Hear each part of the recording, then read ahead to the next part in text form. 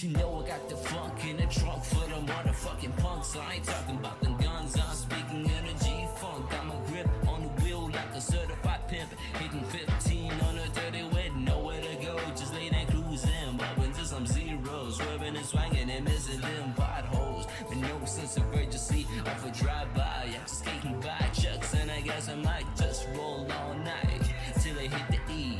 Daydreaming of rolling in a old school Chevy. Shit runs deep and it hit it hard when they see me rolling clean. But I'm just rolling in that big body motherfucker, yo. Get your mind right, you can do it too, ho. Shit don't stop, don't let this homicide circulate. Motherfuckers getting blasted over that MA. Coming down with the city lights, shut it down where they can make it. I'll keep it underground, under the city lights, bitches people when I come around. Just putting it down for the damn town, for the damn town. Coming down with the city lights, shut it down where they can make it. I'll keep it underground, under the city lights, bitches people when I come around. Just putting it down for the damn town, for the damn town. Cruising through my hood, got the laws behind me creeping. They throwing on the lights and I act like I don't see them. I just keep on cruising, I keep rolling. Got the neon lights shining bright, they be glowing. So pull me over, what you gonna do? Give me a ticket, I ain't scared of you. So do what you gotta do, search my pocket, search my ride. You ain't gonna find a thing, you're wasting my time. Full tank of gas, pocket full of cash. Fuck the law, man, I ain't got time.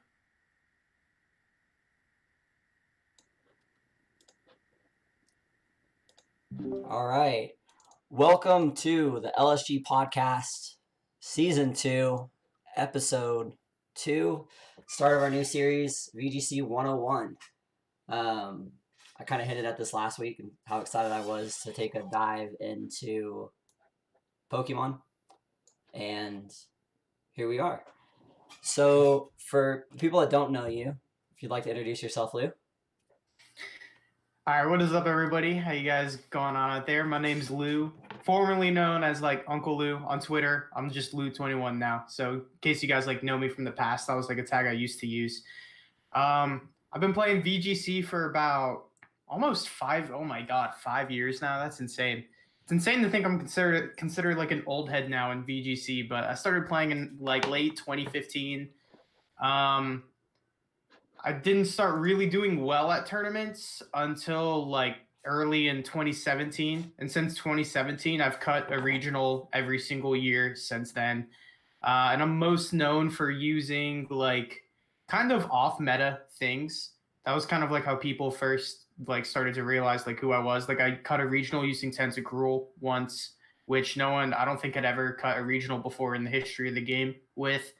Then in 2019, I almost won a regional. I got second using an Amoonguss that didn't have Spore on it, which is obviously insane because that's one of the main things that Amoonguss is used for. So I'm known for using a bunch of weird, wacky stuff, but I've also gotten some good finishes with on-meta stuff and really standard teams, just whenever I think that the standard teams are the play, because I don't think anyone's advanced the meta enough to beat them. So that's kind of what I'm known for in VGC, basically. All right, and so for the people out there, the 2 people that clicked on this video and saw that as an an introduction to competitive Pokemon. Yeah. What is VGC? All right. VGC basically is the official competitive format. And if you guys are listening to this video and are VGC players who are coming from a lot of people who have followed me on Twitter and stuff and are part of the VGC community, just know that most of this video is going to be kind of geared towards newer people who want to get into VGC and the best way to do that, what VGC is about, stuff about the circuit and optimal ways to improve at the game and stuff like that. So that being said, I still think that there is a lot of good information to go over in this video, especially later on when I talk about specifically how to get better, because I think that's something that even a lot of really good VGC players who have even cut regionals before haven't really figured out how to do yet. So in case you're already deep into VGC, I do think that there's still going to be a lot of value in this. But for those newer players, VGC is essentially the official competitive format of Pokemon that's sponsored by the Pokemon Company. And the way it works is it's a doubles format where you each have like 6 Pokemon and you only bring 4 to the game. And there's kind of been this controversy that kind of flared up more recently, even like in the last couple of weeks, about people arguing over like whether singles will be better or whether doubles will be better. And that's like a really deep topic that I think could be an entire like podcast all on its own, to be perfectly honest.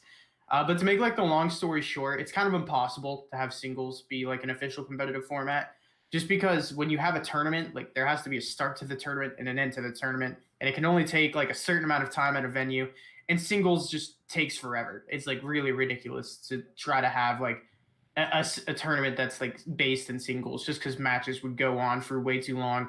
It'd be impossible for tournament organizers. It'd kind of be a disaster. That's like the main reason, even though I do think that there are like other underlying reasons. But again, we could get into that like a little bit later. All you need to know now is doubles over singles. And I do think it's kind of important to a degree to kind of talk a little bit about how like doubles is a little bit deeper of a game, and there's more ways that you can use to kind of like outplay your opponents through like protecting and switching to like switch like gears defensively or offensively. And that's like an element that singles doesn't really have.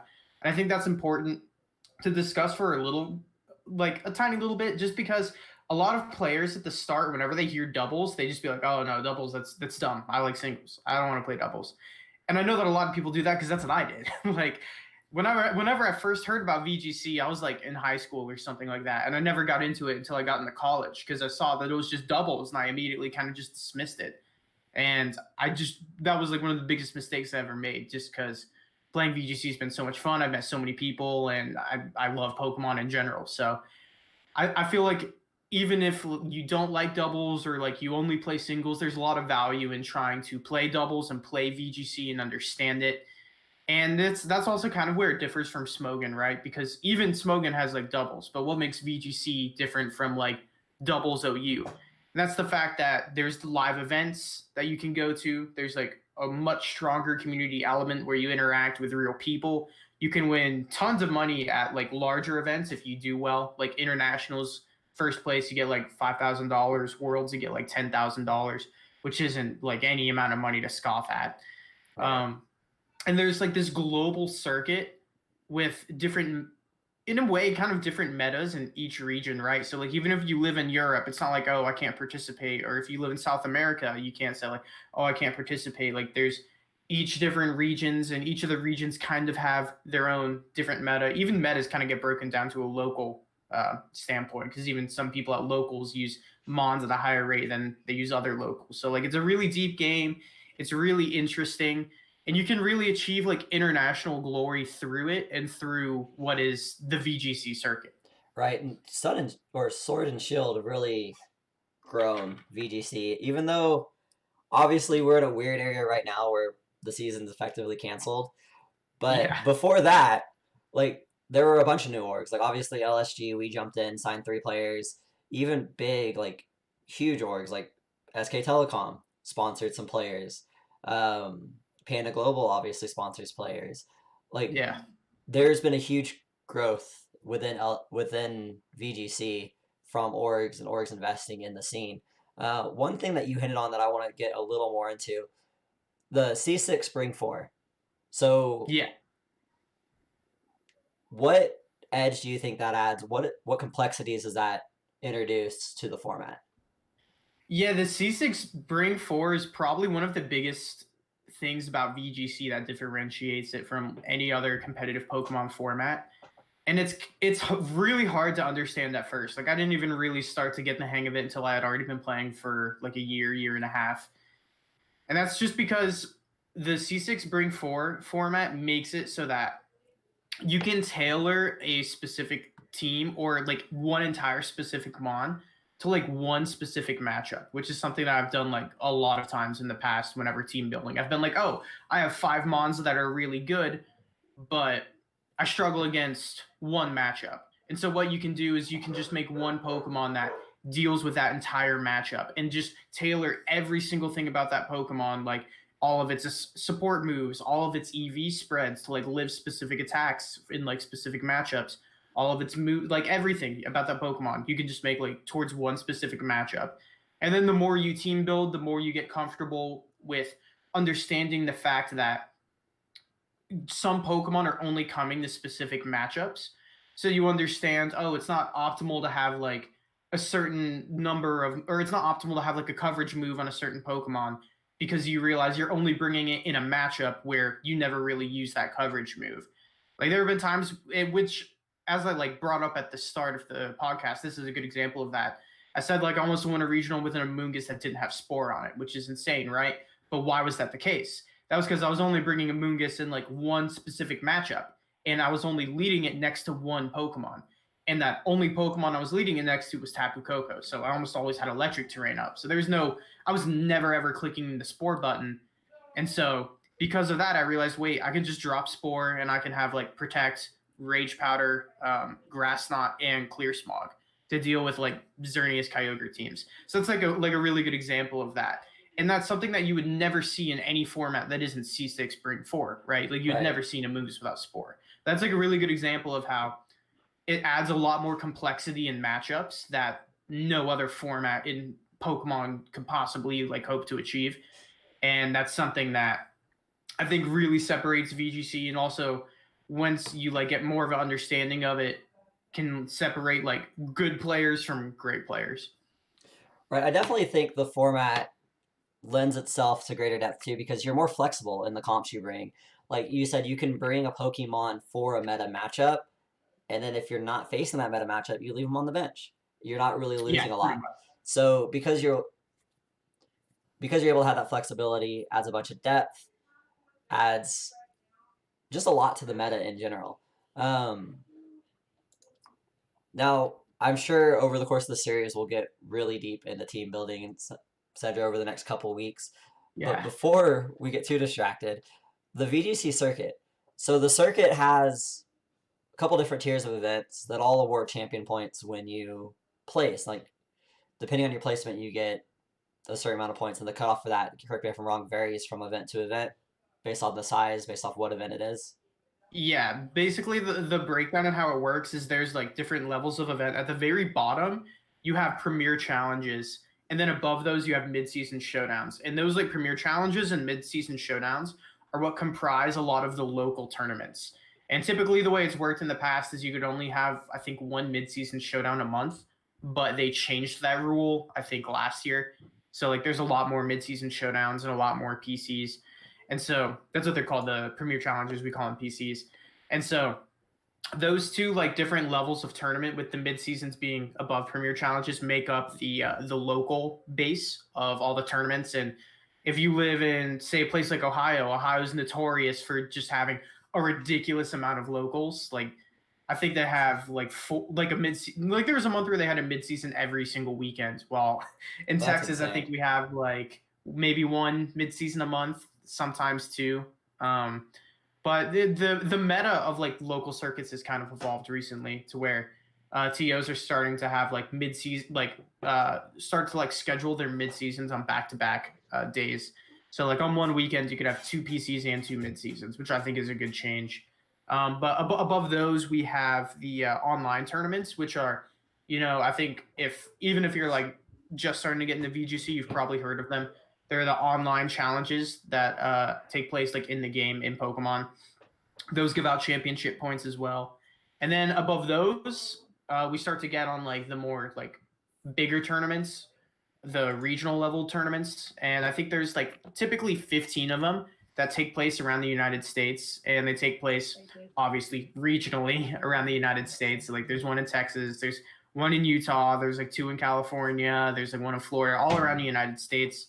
And even in like Europe and Latin America, they have all of their, regionals as well. And they actually have a lot of special events as well, which are basically regionals that don't have prize money involved, but still give out CP. And then there's also, after regionals, you have like internationals. And internationals, there's one in each like major region. So there's one in Latin America, one in North America, one in Europe, and one in Oceania. And after that, there's like worlds. And the goal of the circuit is basically to get a bunch of points, get enough points to qualify for worlds, and then play in worlds and try to win worlds and like do the best that you can. And that's typically the main thing that players on the circuit aim for whenever the season starts. they usually will plot out, okay, how many events do I need to go to? How many regionals like can I attend this year in order to try to get my Worlds invite? And that's like the main goal of the circuit. So I think one of the interesting things about VGC is the difference in developer support. So the support that the Pokemon Company offers for these events versus some other titles, Smash. Yeah. So if your CP is high enough, if you qualify for Worlds, if you qualify for an invite to Worlds, rather, you get free travel. Like it's all, or you get a certain dollar amount to be allocated towards your travel. Correct?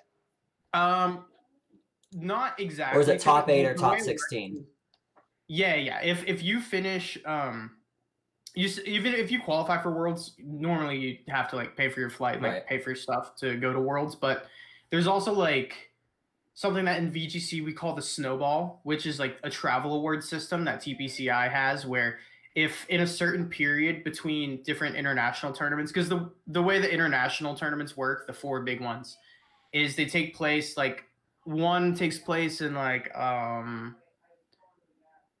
December, one takes place in like April, one takes place in June. Like they take place like equidistant, like around the year. And so in the time between the different international tournaments, if you finish top 8 in your region in CP, then you get a free travel award to go to the next international. And then that international CP can count towards getting a travel award to the next international. And since the internationals give out way more CP, it's way easier to keep going to more and more internationals if you've already gone to one of them before and like finished in that top 8 and you get your free travel. So we call that like little system the snowball. And you get like travel awards, you get stipends for finishing in top 8. And then at the end of the season, if you finish top 8 in CP in general, in like in your region, not necessarily like in the entire world, but you finish top 8 in your region at the end of the season, you also get free travel to Worlds, and they comp you for Worlds, and you don't have to play day 1 of Worlds, which is probably one of the biggest aspects of that, because day 1 of Worlds is an absolute bloodbath. There's like, I think last year we had like maybe 200 people, 200 of like the most talented Pokemon players ever, all playing in like one day against each other. And it's brutal. It's vicious to fight through.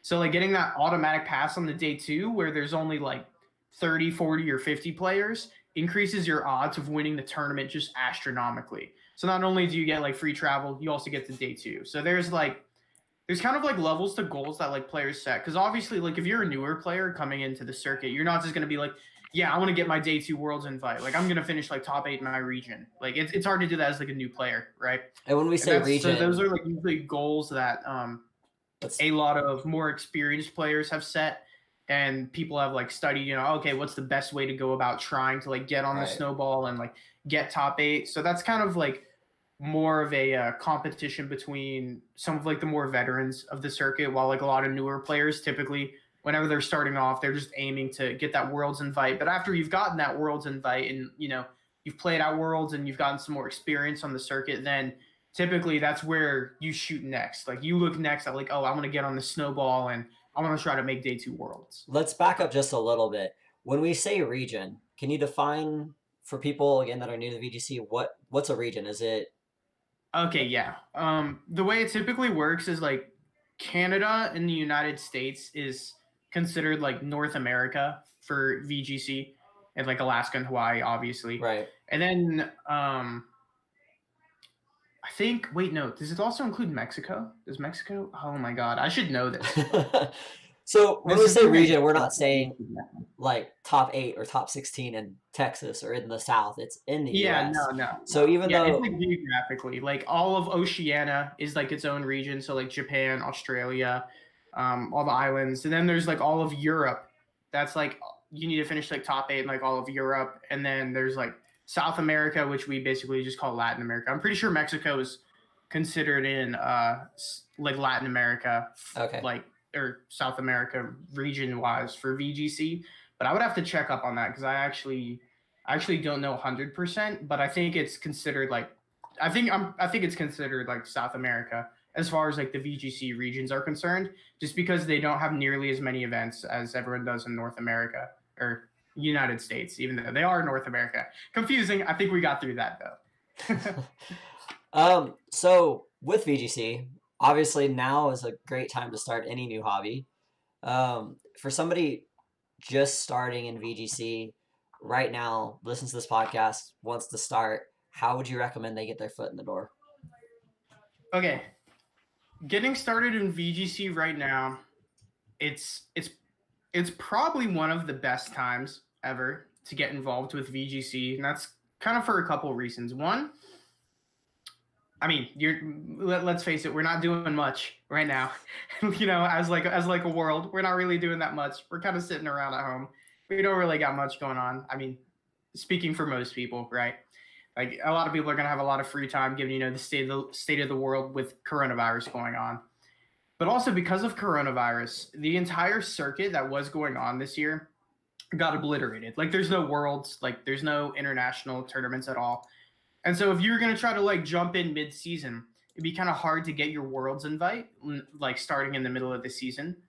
So it's kind of hard to, set goals for yourself, jumping in the middle of the season. But since there is no worlds anymore, it's easy to jump in and play tons of online tournaments, which the community's really come together over the last like 2 months and have put on tons of online tournaments. I think 2-3 weeks ago, Wolf Glick and A Drive, they put together the Champions Cup, which ended up being the single biggest VGC tournament in history. Like over 1,500 players played.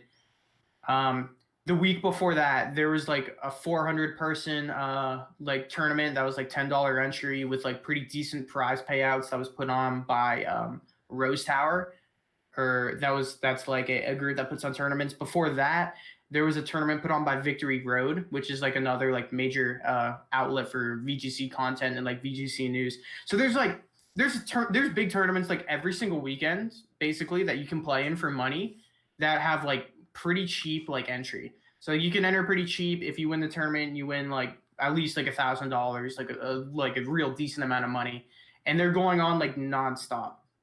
So you can go online, like you can play in these tournaments. And since there's like a lot of new people playing in these tournaments as well, since the new generation offered like a really big boom for VGC, there's like a lot of new players even playing in these tournaments. So it's not like you're going to join and you're just only going to face like sweaty VGC players, like going super try hard to win. Like in the first few rounds, like you'll generally, like unless you get really unlucky, right? Like you'll get paired with typically like a lot like newer players. So like you'll be playing people relatively around your skill level for like the first few rounds. Right. And each round it should be getting like harder and harder, like generally speaking, of course. Because obviously you could just get paired up with like say Wolf Cliff like round 2. Like that could always happen.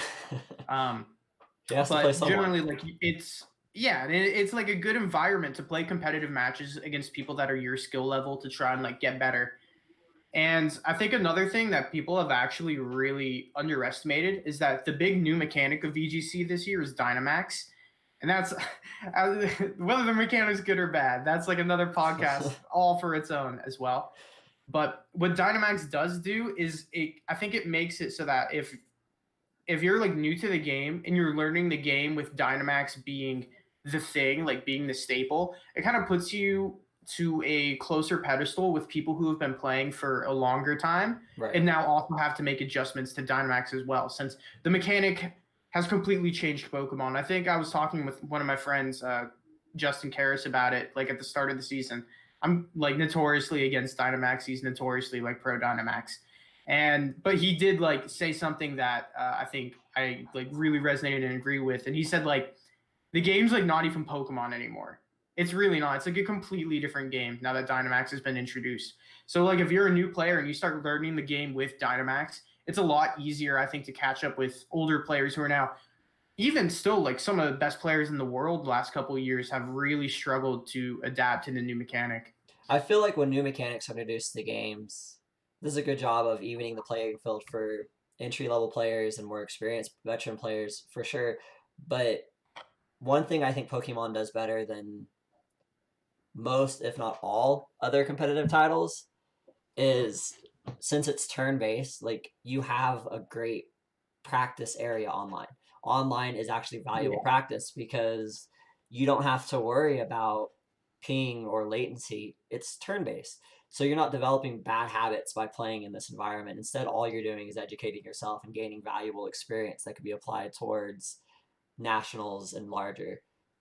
Yeah, that's true in terms of like mechanics. Like you can get like way more mechanically sound playing VGC on ladder than probably like a lot of other competitive games.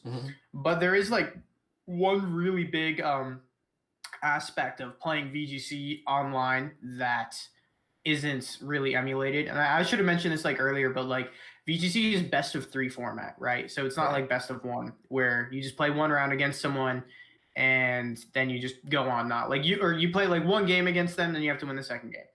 And in Pokemon, that completely changes everything. Because when I first started playing, this is a really good example of like how this changes everything. When I first started playing VGC, it was best of 1. All regionals like were best of 1. I think nationals were also best of 1 as well. And it wasn't until you got into top cut that it became best of 3. So everything used to be best of 1. And it was a complete disaster to try to play through for a couple of reasons. One being obviously that like whenever everything is best of 1, if you get really unlucky, like say you got hacked out, like that's it, like you're done, right? And that's like pretty bad because you know Pokemon does have some RNG involved in it. Right. So having like a best of 1 format was bad for that reason. But the other reason is that you don't know the move sets of what your opponent has. And even one move is something that's big enough to change a game and change a matchup. One item is something that's big enough to change a game and change a matchup. And so when you play on ladder, you're playing best of 1 format. When you play in tournament, you're playing best of 3 format. So a lot of times, like you might find success on ladder with, you know, say a weird gimmick like, well, it's not necessarily a gimmick, but you might find a lot of success on ladder with like, say, Volt Switch, Raichu, and Weakness Policy Togekiss, where you self-Volt Switch your own Togekiss after you Dynomax, you get Weakness Policy, you go really big, you go strong, and then you start blowing stuff up. And you might destroy ladder with this. But when you start playing best of 3s, you now have to start playing against players who are adjusting to that strategy, where you never really get to encounter that when you play on ladder. And so I think that's probably one of the biggest problems with you know like playing VGC on ladder. And I like it's funny because a lot of VGC players like notoriously hate playing on ladder because it is best of 1. A lot of people really dislike it. And there's a saying that the 1300s on VGC ladder is more difficult than playing like top like high ladder in like 1700s or 1800s because you have to fight through so much stuff that is just like super far out there and has like weird gimmicks that you're not prepared for. Another big one this format is like trick eject button. Right. So like you Dynamax turn 1, they'll like trick eject button onto your Pokemon and then mock punch it and force you to switch out and you just lose your Dynamax. So like you have to fight through the 1300s where like you face a lot of like these strats that will work and like win you a game in best of 1, but in a best of 3, you're facing against someone who it can like adjust to those strategies and play around them a lot more competently. So in pretty much all competitive titles, like adaptation is highly, highly important. But one thing that we hit on earlier that makes adaptation even, I wouldn't say more important than other titles, but adds more depth to it in Pokemon is that Bring 6 Pick 4. Because once you played your first game, let's say you lost, but you got good intel, maybe now's time to take one of those Pokemon that you left out last time, swap up your comp a little bit, better prepared for the games 2 and 3. Absolutely. That's also really big in this format as well, less in other formats. I think it's way bigger in this format just because of Dynamax. Because there's certain Pokemon that when they're Dynamaxed are just brutally oppressive. One of which, or two of which, being like Charizard and Durant. Like those are two Pokemon that without Dynamax, like they're all right, but like I mean Durant's kind of bad without Dynamax. Charizard can be aight without Dynamax. It's really not that good though. But with Dynamax, they're just massively oppressive, especially Durant because it gets hustle boost and then the max moves can't miss. So you have no drawback to like running like hustle and like life orb and just getting tons of damage out. And so a lot of times what people will do on their teams is they'll kind of run like good stuff's teams, but realize, oh, I have a bad matchup against like a certain combination, say like Togekiss Tyranitar, because I was running into this problem when team building, like I think last week. I was building a team and I realized, oh, I'm not that good against Togekiss Tyranitar. I kind of don't want to rebuild the entire team. I'm just going to throw a Durant on my team because it just, one Pokemon alone can not only deter like Togekiss Tyranitar from being led into me, because Durant would just wipe the floor with both of those things. It also makes it so that if I lose to like Togekiss Tyranitar, I can make that adjustment. Like I could say, oh, they're not going to lead it game 1. Then if they do lead it, I'll be like, crap. Now I'm going to have to like go with a Durant mode in game 2. And just having that and being able to like switch it up is like a really, really unique tool that you can have. And that comes with like the C6 bring 4. Because if, say, we were bringing all 6 Pokemon instead of just 4, you would almost never have like Durant just in the back. Right. Or like, well, you might if like you're saving the Dynomax, like, but typically like that would mean though that you'd have to save the Dynomax on that Pokemon instead of having to like Dynomax something else. You're not gonna have Durant in the back and not Dynomax it. You know, like you're gonna save Dynomax for the game until you can bring Durant in late game. But if it's like if you're like you're bringing all 6, then like you'd probably be better off having a different steel type in general, just for more flexibility if you're having all 6 of your Pokemon. Something like Excadrill might be better in that case than something like Durant. So I think like the C6 bring 4, it just has so many levels to it. And like if you're like a newer player to the game, you'll probably see like a lot of these as like, oh, they're like just mind games, right? Like, oh, it's just like I could bring this and you could bring that, or I could not bring this and you could not bring that. And it's just a mind game. And while there are a lot of situations where the C6 bring 4 does bring about some mind games, like there's a lot of there can be like matchup roulette where like undoubtedly there are mind games that are thrown around. A lot of times, like one option is gives you like a higher percent of winning the game than the other. Like one option will give you like, say like a 70% chance or like a 60% chance. And so you should be bringing that option like 60% or like 70% of the time. Like that's kind of like how you have to like break it down. You shouldn't look at the game as just like, oh, well, there's no like certain option for me to go with, so it's just a mind game. Right. That's not how like the game should be viewed. The game should be viewed as like, oh, I should be going with this option like a certain percentage of the time instead of this option a certain percentage of the time. Because if you go with one option the whole time, it's easy for that to get countered, right? So like you should just go with like the best option, like more amount of the time, but you shouldn't go with it all the time, if that makes any sense. No, it absolutely does. And like I said earlier, we're going to have an episode devoted to nothing but Pokemon compositions, team building, probably a couple episodes. So we'll get really, really deep into it. So if you find yourself being a little lost when we dive down the inevitable rabbit hole of Pokemon, don't get overwhelmed. Don't worry. If you're watching this a month from now, it's probably already in the playlist. So just scroll on down and click the video. We're doing really good on time. So I want to dive into something real quick. Yeah. Let's dive into Dynomax a little bit. Let's just talk about what Dynomax introduces into the format that's new this year, how you choose which Pokemon to Dynomax. Okay. The most important thing about Dynomax this year, and like if you're a newer player, like say you haven't played any VGC, say you played if you've played a little bit of VGC, you've encountered this probably, but it's so important to reiterate. The best max move by far and away is Max Airstream. That's like what the entire format's around. And in case like you don't know anything about Dynomax, basically there are these different max moves. Like you Dynomax your Pokemon, you get Dynomax for 3 turns, which means you go like really, really big, right? And all of your moves, say instead of having Air Slash, you now have Max Airstream. Instead of having Heat Wave, you now have Max Flare. And they have these different side effects. So like Max Flare brings out Sun, Max Water, I forget the name of it. Oh my God. It brings up Rain. If you use an electric max move, it'll bring up electric terrain. You lose like a psychic one, it'll bring up psychic terrain. So they all have these effects, right? Some of them bring up terrains. Some of them bring up weathers. and some of them boost stats.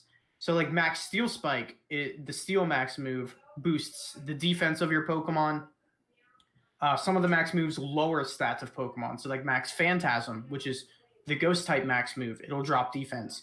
Right. But the best one by far and away is Max Airstream, and that's because, and this is something that I think a lot of single players really struggle with when they go from playing singles to doubles, is that they don't understand how important speed control is. Speed control is, I mean, depending on the team you're using, some teams don't care about it, but for most teams, speed control is the entire game. If you're moving before your opponents, not only are you KOing them before they can move, but you're lowering the chance of you getting hacked. So like, you can't get flinched by Rock Slide if you move before Rock Slide, or you can't get burned by Heat Wave, and then have your attack lowered if you hit before the Heat Wave went off. I mean, you can still get burns, but like, you can get more attacks off. Right. And over the course of like a long tournament, like, because tournaments go like 9 rounds, they're best of 3.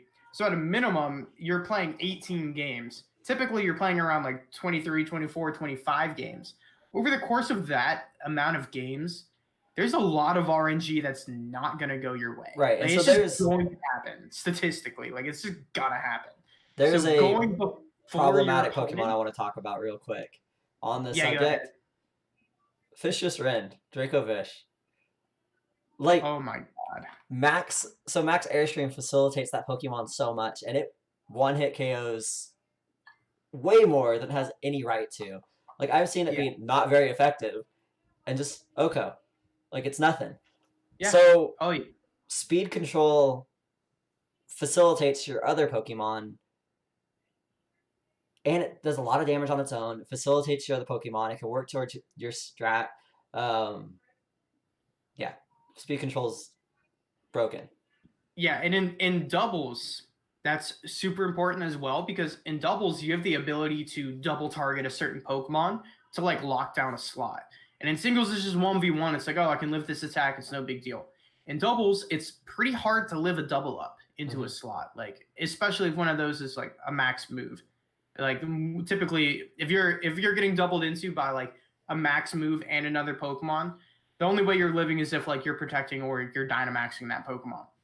So speed control is like the biggest thing in VGC, like with Tailwinds, with Trick Room, like those are like 2 really big speed control options. But with Dynomax, it's been Max Airstream. That's been huge. So Dynomax has changed everything by making, I feel like almost not every single flying type is viable, but flying types are everywhere. Flying types are massive because they're better abusers of Dynomax. Stuff like Charizard with Max Airstream. Right. Stuff like Togekiss with Max Airstream. People run Max Airstream on Dragapult. That's how good it is. There's because also the flexibility of, so your Dynamax move is determined by the type of the move when you're non-Dynamaxed. Yeah, so people run Fly Dragapult just to use Max Airstream. Like, you have a lot of flexibility on what you can run when you're small that allows you to have optimal setup in Dynomax. Yeah.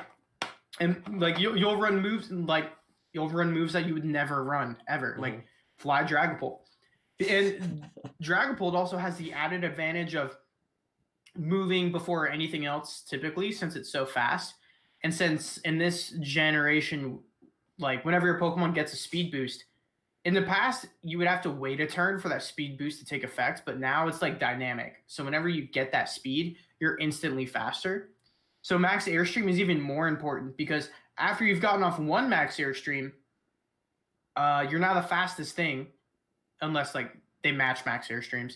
So then if you Max Airstream again, then the Pokemon next to you also can get like the benefit of that speed boost.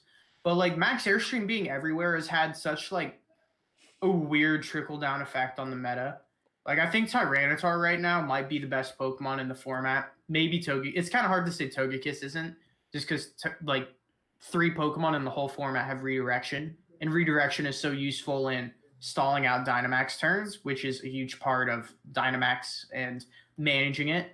So like it's kind of hard to say Togekiss isn't the best because like it stalls Dynamax turns and it's one of the best Dynamax Pokemon as well. Right. And that's like a combination I don't think many other Pokemon have. So like aside from Togekiss, just because it's so unique, I think Tyranitar might be the best Pokemon in the format, and part of that trickle-down effect has been like switching Tyranitar into Max Airstreams is really nice because you're a super bulky, ridiculously bulky rock type that can just eat these Max Airstreams. And then most of the Pokemon that use Max Airstream kind of get bopped by Tyranitar. Like even Dragapult doesn't have a good Tyranitar matchup. Tyranitar is great against Charizard. It's great against Togekiss. It's great against... I mean, it's all right against Braviary. Braviary gets fighting coverage, so maybe it's not the best, but like you can Rock Slide it, or you can like Dynomax in front of it and live Max Knuckle. I think Braviary is one of my favorite Pokemon in this format. Dude, it's so... whenever the format first started, people were like, dude, Braviary can't be beaten. Braviary is like way too broken because it would not be able to be intimidated, right? So because it's got Defiant. Whenever it Dynamaxes, it would get stupid bulky, like ridiculously bulky. Because whenever you Dynamax, you get 2 times the amount of bulk as you normally do. So in addition to getting these max moves, you have 2 times the amount of bulk. So like you take half as much damage as you normally would. So no one could KO Braviary, and it was just like couldn't be intimidated. It was just like max airstreaming everything, gaining speed from everything. But then people realized, oh, like as long as you don't like give it boosts, you can max airstreams against Braviary and like use like various Pokemon such as like Tyranitar or like even Excadrill. Like there's just like so many Pokemon, like Duraludon. Like a lot of people just realized that a lot of Pokemon in the format could deal with Braviary. Like as long as you don't give it the boosts and as long as you're matching airstreams and like maxing or like matching speed control or like trick rooming in front of it, which also became like a huge part of eliminating Braviary, was that like trick room became really popular. So its usage kind of dived. But it's still, I think it's actually really underused now because of that. And that's another like, thing. It went from super overused to like getting countered by like a lot of popular things in the meta to now, I think, not getting the respect it deserves. That's another interesting thing about the format. Like it allows the flexibility of maybe something you're using is countered by the meta right now. But when the meta changes, maybe that favorite pocket pick that you've had all year is able to make a comeback to beat counter meta. Yeah, it's huge. There's real quick. There's a saying that one of my friends has. He's been playing. He's like a VGC old head. He was playing in like 2012, like super long time ago. He goes, every single format, no matter the format, one time a year, rain is the play. Like at least one time a year, rain is the play, and you can take it and win a regional. And like I think every single year there's been at least one like regional where like a hard rain team has won the regional. And I'm curious, well, I mean, we don't have any more regionals this year, but like I'm curious if someone's gonna do that like this format as well. Yeah. Before we get back on VGC and improving, one more thing about Dynomax. Let's talk about Butterfree. Oh my, yeah. I hate Butterfree. All right, for those of you guys at home, Butterfree is probably one of the most ridiculous Pokemon in VGC right now. It's not as bad in like Series 3. Series 1, like people were legitimately using Butterfree, and it was a problem. And Tim loves Butterfree. He loves it. I do. It's like his baby child. I love Butterfree. We've tweeted back and forth about it. I have a Butterfree comp I run on ladder. Like, I love this Pokemon. But tell people why it's so divisive. Why you're either on one side of the fence or the other. Like, why do you either love Butterfree or hate him? Okay, so the way it works right now is you have your Dynomax Pokemon, but some Pokemon have the ability to also Gigantamax, which is where they have the same effects of Dynomax, but instead of using like a max move, they have like a signature move. So like for Charizard, instead of using Max Flare when it uses a fire move, it gets Max Wildfire. And this like means for the next like 3-4 turns, Pokemon take some damage. Duraludon has a max move that like lowers PP. Generally the max moves like aren't the best. Like there's a lot of Pokemon that they're better just being Dynamax than Gigantamax because their max moves take away the effect of the Dynamax moves that you normally want. But for Butterfree's max move is insane. It makes it so that if you hit like an opposing Pokemon on both sides of the opposing field, there's a 1 in 3 chance to get either sleep, burn, or not burn. It's either sleep, poison, or paralysis. So like both Pokemon have a 1 in 3 chance of just going to sleep. They both have a 1 in 3 chance of getting poisoned. They both have a 1 in 3 chance of getting paralyzed. Like, it's just a complete dice roll of just absolute status ridiculousness that you have to deal with. And a lot of the times, you can't really stop it because Butterfree commonly run Focus Sash. So it's really difficult to try to just stop these status effects from coming out. And I think in the first regional of the year, there were like a few Butterfree teams that actually did like really well. It was like kind of like an established thing in the format, to be perfectly honest. I almost ran Rock Blast Excadrill so I could like KO Butterfree around Focus Sash. That's how much it was like driving me insane with these Butterfree that were just maxing and then just, yeah, I'm just going to use like my max move against you. And oh, look at that. Both your Pokemon fell asleep. You hate to see it. And what are you going to do? Like, are you going to switch? Are you going to switch into like potentially getting put to sleep? Put to sleep again. And there's like nothing you can do about it. There was someone at Dallas Regionals, I think, who like got top 8 with it. And he was like, oh yeah, if I had a bad matchup, I'd just throw out Butterfree and just like try to roll for like sleep and just hope I get it. I said, what? You can't just do that. You shouldn't be able to just do that. Oh, I love it. I love the gimmick. It's just that. It's a gimmick. And it's very much a gamble, but that's always been my play style, and I love it. I just enjoy it so much because it's just so funny. Like, you can't be mad about it. Well, you can be mad about it, but you can. It's easier to laugh about it. Yeah. And I'm sitting here complaining about like, oh, how dare these people like. I mean, I'm never gonna shame someone for like going for their win con, right? Because if that's your win con, like obviously you're gonna go for it. But like, it's just frustrating, like to play against it, because there's like so much you can't control, and it's just funny that like I'm kind of complaining about Butterfree, but like in the last major online tournament, I ran Hypnosis on Ninetales, just like blind Hypnosis, just 60% chance to hit it, and it's like everyone always like shames that strategy as well, but like at the same time. There's just no better support move on Ninetales. Like hitting a Hypnosis can just like win you a game at times. So it's like Sleep can just win games on its own. So having a 60% chance to just win a game, or like say you have a free turn, like you know something's gonna switch out. Like you can just Hypnosis the switch out, and even if you miss, you can Hypnosis it again.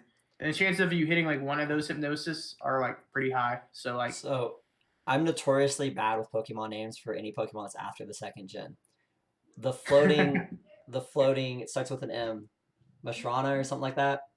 Musharna? I used the first season of Ladder, I ran that with Yawn.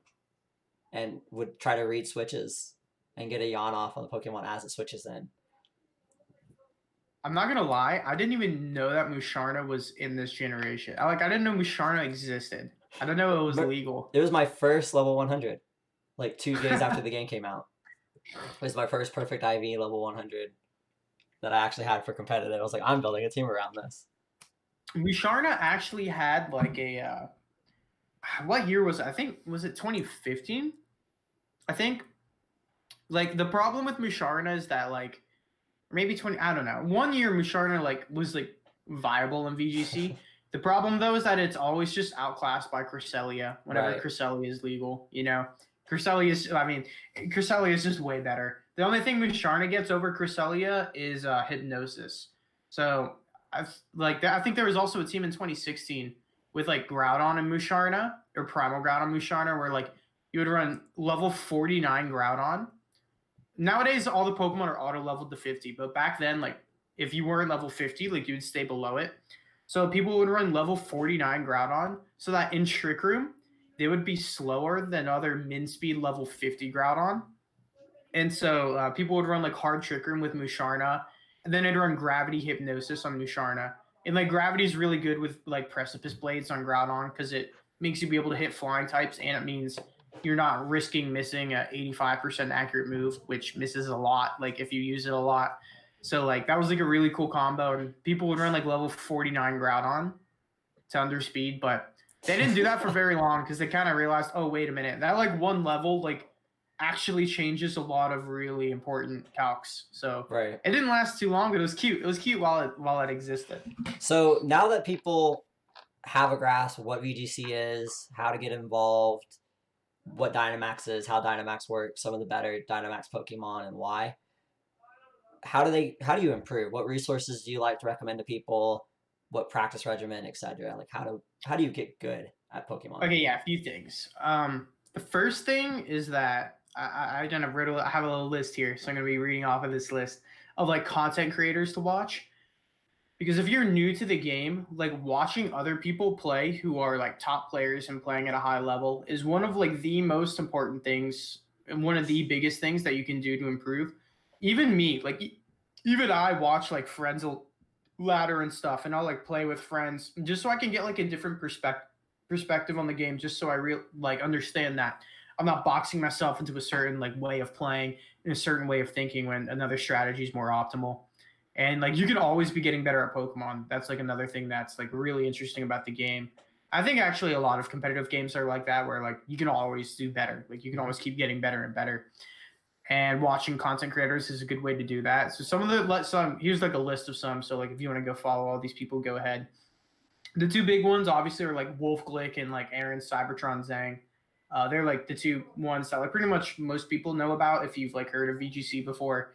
But beyond that, Eduardo Cunha he's in my opinion like the best, most consistent VGC player since like 2016, and he's like started streaming a lot, and he streams a lot of his tournaments. So like watching him play is like incredibly valuable. Also, Colin Heyer started streaming a lot. He goes by the tag Battle Room, and he got I think top 4 at Worlds in 2014, and that was like his main finish, which is like a massive finish, right? And like even in the last few years, like he's like been very consistently cutting regionals, and he's probably like the best VGC player from like Texas, or who's like lived in Texas that there's been. So like he's like a good follow. Also, Alex Gomez, he's from Spain. He's like kind of the same boat as Edu and being like some of the most consistent European players. Eric Rios is good. Marcos Perez, Moxie boosted. Like if you might know him off YouTube, he's like got like a decently sized YouTube channel. He makes really good like guide videos and like really great content about the game as well. James Beck is also like another player who like makes YouTube videos, who's probably been the most consistent US player in like the last few years, in my opinion. He's like super incredible. He makes content as well.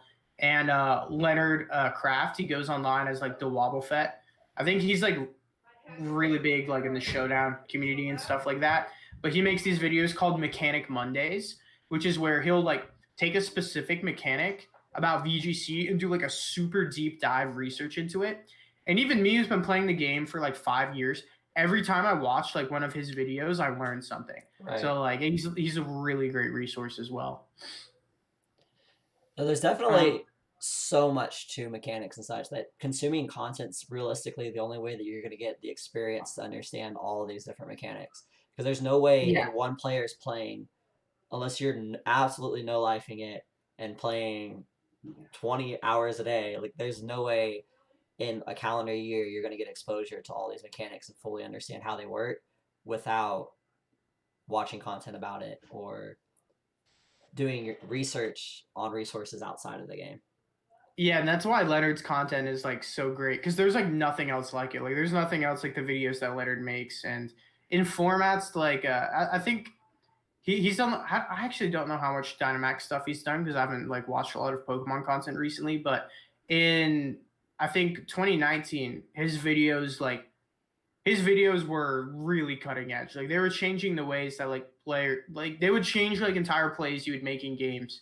Honestly, because with all like the legendary Pokemon, like there's so many weird interactions with like Moongeist Beam and how like Moongeist Beam ignores abilities, but like Lunala and Solgaleo's abilities, they're actually different than Mold Breaker.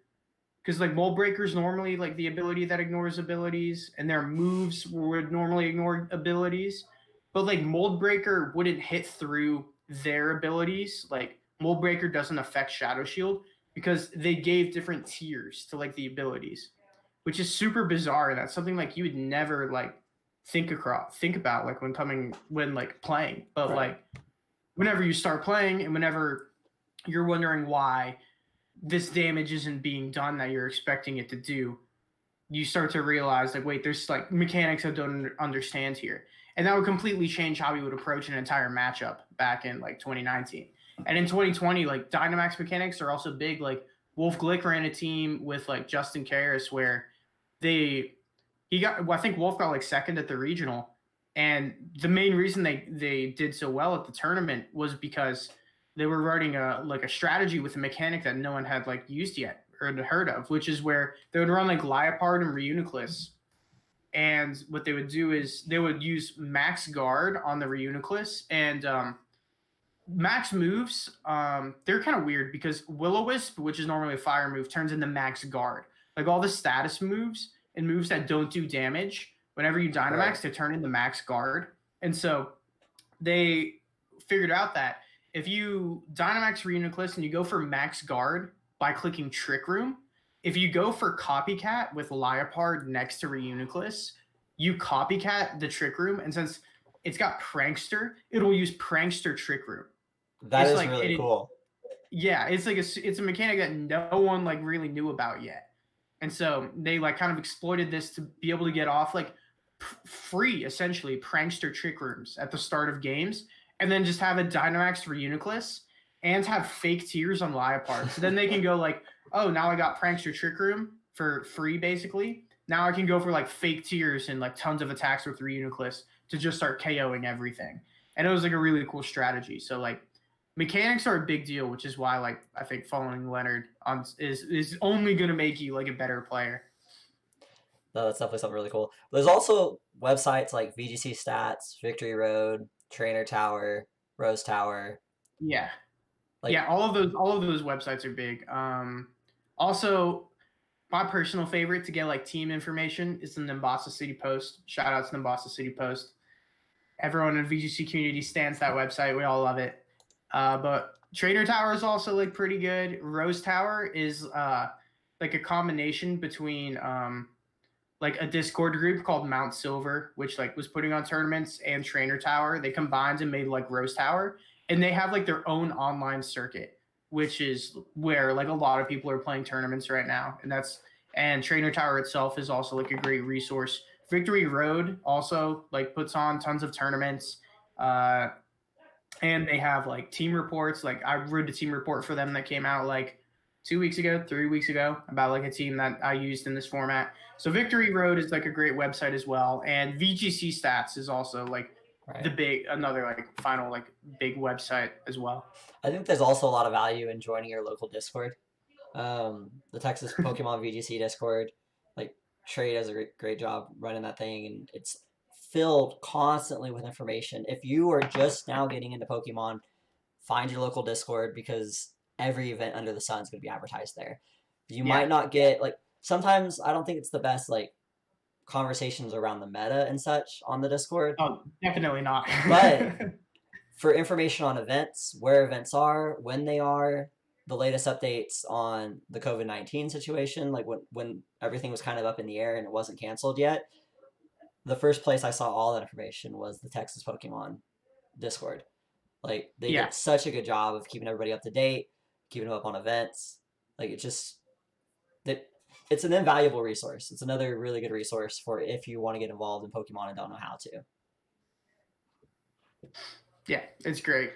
And also, I think like if you're in Texas, like if you're watching this, the Texas VGC Discord is really good. But I'm not sure, like, I think the SoCal VGC Discord is like the other like really big one. So like even if you don't like go to like even if you don't play like any like SoCal tournaments or anything like that, joining that Discord is like a really good way to meet like a lot of really cool people, because like a lot of like my friends who like I hang out with like at events and stuff like that, like run the Discord and like are active in the Discord, and they're all like really cool people, and they're like really welcoming to like new players as well. So that's like another good Discord to get involved in. So a little bit more on improvement.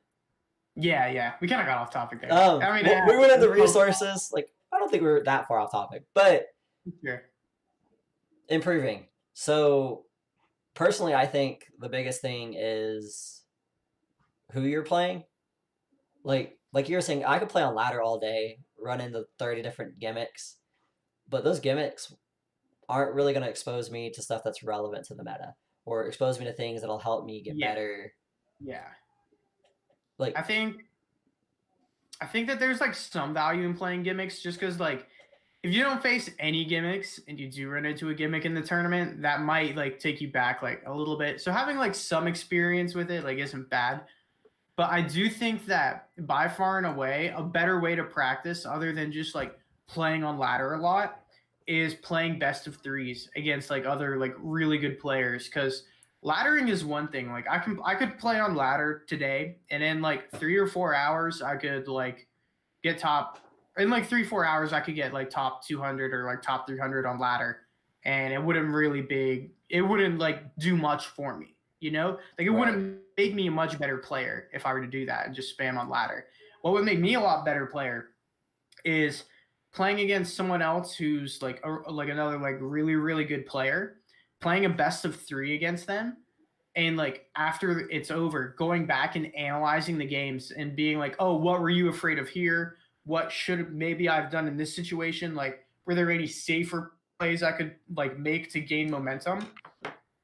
And that's like, I feel like that's really what separates top VGC players from just like average or like good VGC players.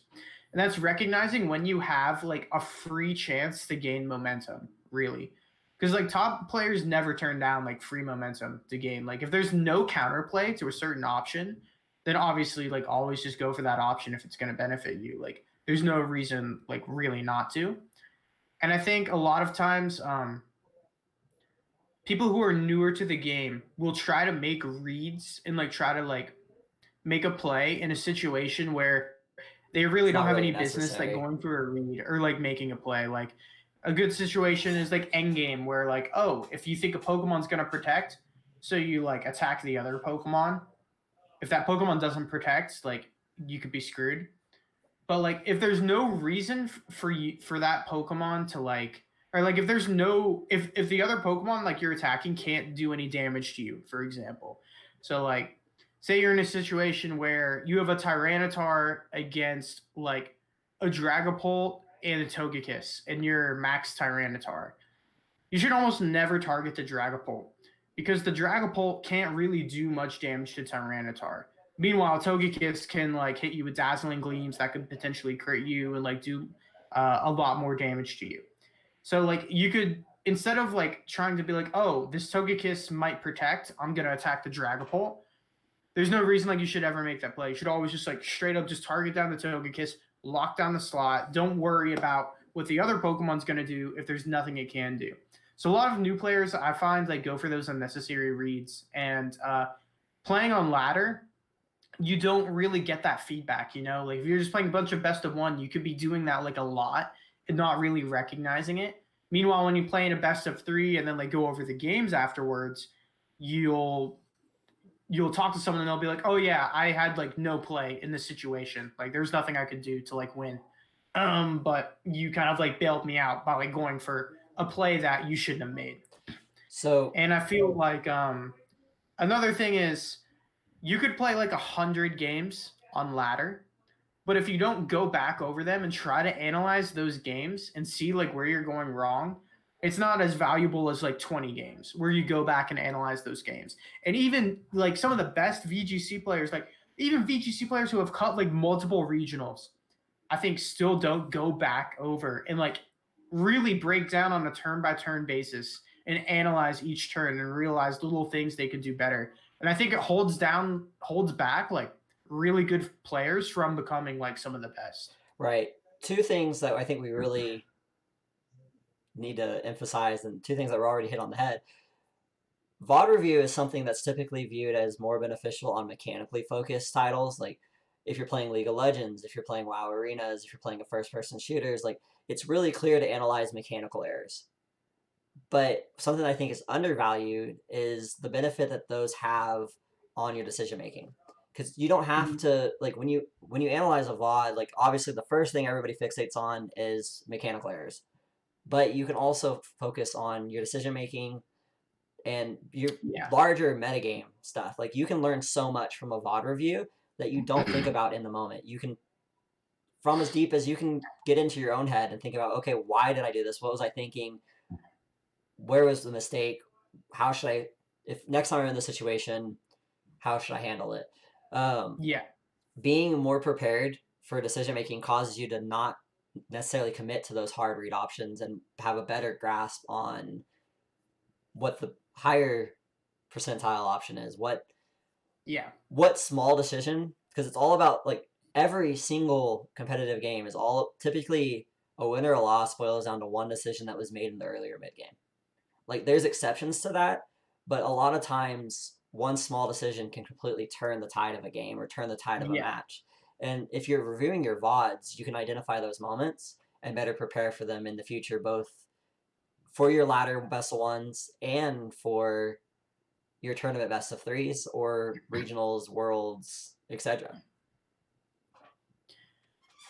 Yeah, and along that point is I play a lot of poker, right? And there's like a lot of stuff in poker that overlaps with Pokemon because they both involved mixed state Nash equilibriums, which I know that's like a lot of words, but basically it means like it involves situations with like imperfect information. It's basically like what that means in a nutshell.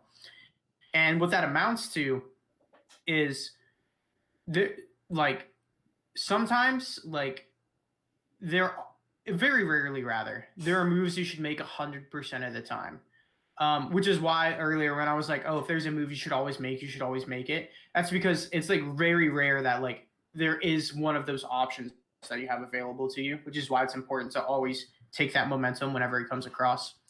But the way like it breaks down how you should be doing moves is you should generally be making certain combinations of moves a certain percent of the time based off of the likelihood that combinations of moves will like lead to a victory.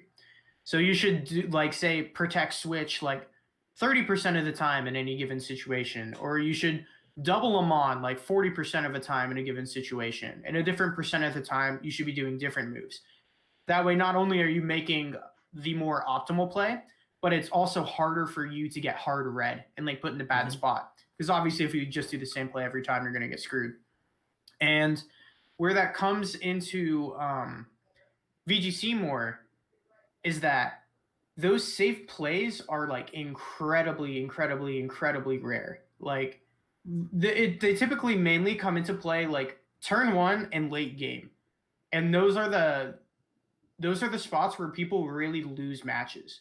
You'll either lose early game, not going for like a speed control option that like you should always go for to limit your opponent's options, or late game, you won't go for a win con that you had that was like 100%. And that's typically where people make like those mistakes. And that's where like trying to understand like those percentages comes into play. Because if you understand where, oh, I should be making this play like 100% of the time to gain momentum, always gain momentum, or 100% of the time to like always win this game, then like you have to go for it. And even if, and a lot of times people will like not go for those 100% chances late game, either like by just like thinking the game's over and like making a mistake. And then something will happen, like they'll get crit. And then they'll be like, oh no, I lost to like a critical hit. I lost to like a 3% chance. I can't believe it. And it's like, well, you lost after you got crit. Yeah. But you could have avoided being in a negative situation that RNG put you in if you would like play better in the first place. Right. And that's something that like even a lot of top players do. They'll like try to blame RNG in a certain scenario where they could have easily played to like avoid RNG. And that's something that again like really separates good players who like can cut a regional to some of the best in the world who will go out and like win regionals. Because when you're winning a regional, you're minimizing that RNG to like a very effective rate, generally speaking. I definitely think poker has a lot of overlaps with a lot of different competitive games. Oh, yeah. But I'm a big StarCraft person. Like StarCraft and poker go hand in hand because they're both games of limited information and strategy and mind games. Like the pillars of poker are pretty much the same as the pillars of StarCraft. Once you get the mechanical play of StarCraft down, break that barrier, like it's just a mental game. Pokemon is very much, I like to meme and call it StarCraft without any mechanics, because obviously it doesn't matter if I have 300 APM in Pokemon. Like it's all about my decision making, all about my understanding of the game, understanding of the game space. And again, like VOD reviews is the perfect way to understand why a match went the way it did. It allows you have to isolate and identify the area that set you up for the bad position. Like knowing that that was a bad position is definitely valuable information, and it's a good place to start. And knowing that's good, but knowing how you got there is how you're going to get better. How you're going to avoid being put in that situation again.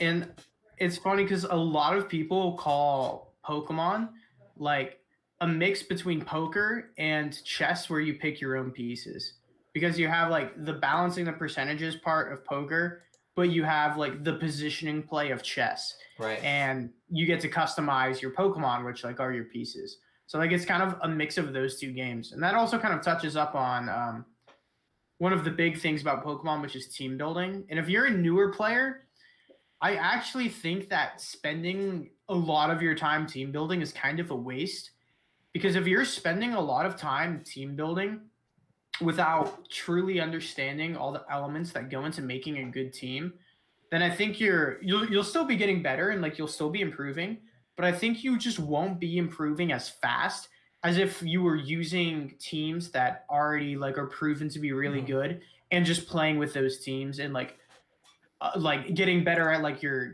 mechanics while playing in game, getting better at like formalizing like game plans and strategies. And then once you understand all of those elements that go, or at least some of the elements and most of the elements that go into making and like team building a really good team, then you can start like team building on your own and experimenting on your own. Like don't like misunderstand what I'm saying, because like team building on your own is never bad, even if you're new. Like it's never bad to do that. But I just think it's the time dump that you'll put into team building when you're a newer player would hold you back compared to the amount of progress you could make if you were just spending all of that time like grinding, playing the game. And then through playing, you'll start to naturally understand what goes into actually making a really good team. And then like you can start building. Because if you never team build though, because this is like the weird balance to this, right? If you never team build, I feel like not only do you get robbed of like the experience that you get out of playing Pokemon to a certain degree, but I think you also cap the amount that you can accomplish at a certain level. Like if you could never make a team for yourself, then you'll never break a meta open. If you're not breaking metas open, it's way harder to win events. I think it's You'll way never harder to find win the events. copycat Dynomax play. Yeah, exactly. Yeah, like you'll never find a strat like that kind of like, oh, this is something that like no one's prepared for. Not many people are prepared for and like ready to deal with. And I think back to like some of my best regional performances, like in the regional, like I almost won. I was like given that team for the most part. Like I was given like 5 of the Pokemon, but through applying my team building skills, I was able to like tweak some of the items on the team. I tweaked like a lot of the EVs on the team, like because I was like good at team building, and I changed one of the Mons on the team, which was that Amoonguss, to deal with like a specific matchup. Right. And if I wasn't like practiced in team building, I would have never like made any of those changes. It would just be like, oh, this is a good team, I'll just use this team. And I probably might have, I mean, I probably still would have like done really well at that regional just because the team was more advanced. Like it was like a kind of meta shifting or meta changing team. I mean, not meta changing, but like it was something that no one was prepared for. So people didn't have ways to really stop it. And so, but I would have probably not gone as far as I did if I didn't have those team building skills that would let me like break down different elements of the team, microanalyze like different matchups and understand like what parts of the team are coming when, what parts of the teams need to be doing what jobs. And that's really what team building comes down to at the end of the day. Like you have a few like really strong Pokemon you start with, you kind of build around them with like really good support Pokemon that you think complement them well. And then you break down like other Pokemon into like specific jobs that they can accomplish to beat matchups that are not the best, which is why in 2020, VGC 2020, Gastrodon is used on so many teams. because Gastrodon deals with so many problem matchups. It can help with stuff like Colossal. It can help like we were talking earlier about how ridiculous Dracovish is. With Storm Dragon, it just eats up Fishious Ren, so it makes Dracovish almost useless. One Pokemon makes Dracovish just like useless. And Gastrodon's also really good against like hard Trick Room teams, since it's like slower than Rhyperior and can hit it with water moves and do tons of damage to it. So like Gastrodon is one of those mons that can like kind of fill out teams, because if you have like a lot of bad matchups against like something that's specific, or like these like few like specific things, Gastrodon can just like deal with those really well. That's kind of like how team building gets broken down in like a more like broadly speaking way, because like of course everyone team builds in different ways. Right. We'll definitely get more into team building. Like I said, we'll have a couple episodes dedicated to what Pokemon are good and why. And then from there, get more into the mechanics, and then get into how to put your own team comp together. But wrapping up today's episode, like the last thing that I really want to make sure is crystal clear. We talked about it early in the episode. We talked about it some 5-10 minutes ago. Having friends to practice with and to build teams with and to do those VOD review sessions is so important. My advice, if you're new to the scene, the quickest way to meet people and to get in the loop, so to speak, and have that group of friends where you can do this stuff with is, one, attend your locals when they come back.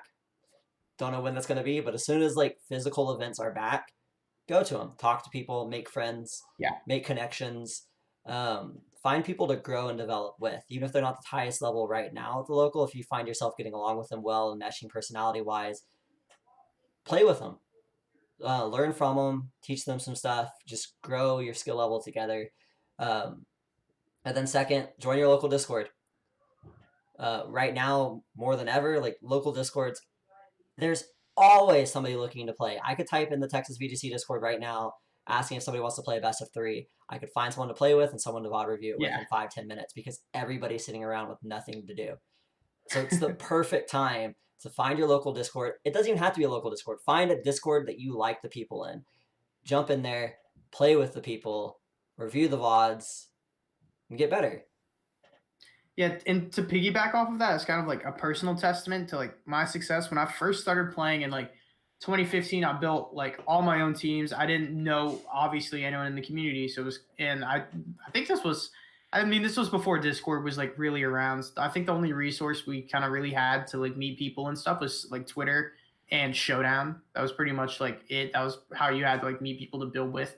There's so many more resources now, thankfully, but like in 15 and 16, I built almost all of my teams like all by myself, and like I had like okay results at the end of 2016, and I had like a decent 2016.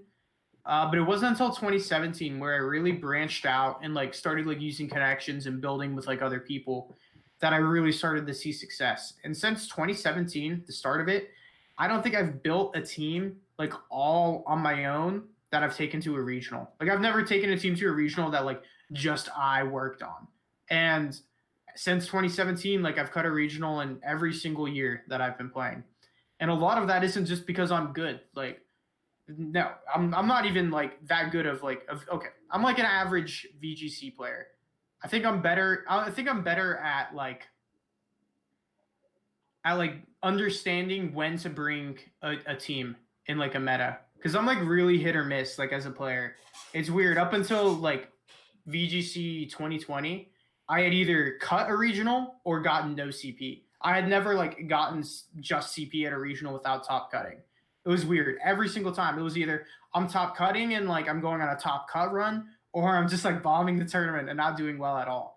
And that's because like I'm less of a really good player, and I'm more of like good at understanding the meta and knowing like when to bring like certain teams that are going to give me like a leg up on my opposition.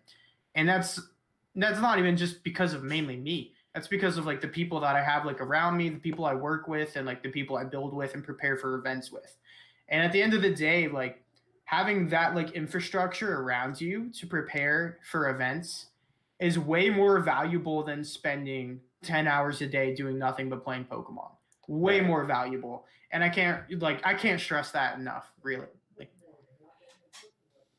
So this series, like I said earlier at the beginning of the podcast and a couple times during the podcast, it's going to continue. It'll be every third week. The LSG podcast is every single Sunday, normally at 1 p.m. Easter was an exception. So if you tuned in last week and missed this week and now you're watching the VOD, I know the time schedules can be a little bit of a mess, but from here on out, we're aiming to be consistent at 1 p.m. Central Time on Sundays. You can watch live on our YouTube, live on Facebook, or watch the VOD on YouTube. Go to our website, get the audio only version, or follow us on Spotify, the LSG podcast, the Last Stop Gaming podcast on Spotify. There's, I think, about 20 episodes. Not all the episodes are up there. If you missed an episode, if you want to go back to early season 1 stuff, all that's on our website. Most of it's on our YouTube. Season 2, moving forward to bigger, brighter, better things. Really looking forward to this series. Really looking forward to continuing our discussions on Smash every third week. And then the big one next week, the Meeting of the Minds, the Boomer special, talking about MLG Dallas 2010 with the winner of that tournament, my good friend TTN's Gnes and LSG's Dojo. Both be there. We'll both be discussing that event. Gnes winning $12,500 ish. Just the effect on how the community's changed, the general effect that prize pool had on competitive Smash, and just take a little trip down memory lane. Like always, my name is Tim, or LSG Moo. You can follow me on Twitter at Moo_SSB, Instagram, same handle at Moo_SSB. Twitter or Twitch, I'm live every single day, Monday through Friday, typically 8 p.m. Central. Saturday and Sunday, I'll put out a weekly schedule on Mondays on my Twitter. You can hopefully tune in. Right now we're playing WoW. We might be doing some fun stuff. Jackbox next week. We're going to have a good time. Lou, before we go, anything you'd like to plug? Yeah, mainly my Twitter. That's typically where I'm most active. Follow me at Lou21. I think that's 2 U's, maybe 3, 2 or 3. I think if you type it in, it'll correct itself. You'll probably find it at some point. And last thing, Last Stop Gaming. You can find us laststopgaming.com, at Last Stop Gaming on Twitter and Instagram, Last Stop Gaming on Facebook. Hopefully you're already on our YouTube. Again, Last Stop Gaming on YouTube. Yeah, we're Houston-based org focusing on Smash and VGC content at the moment. Always looking to expand into other titles. If you're a player, if you're a potential sponsor, feel free to email us, which link you can find on our website, and we can discuss future opportunities. Thank you everyone for tuning in, and we will see y'all next Sunday, 1 p.m. Boomer special. Dojo, Gnes, my good buddy Street Rat's going to help me keep the Boomers in line, and we'll see y'all then. Thanks.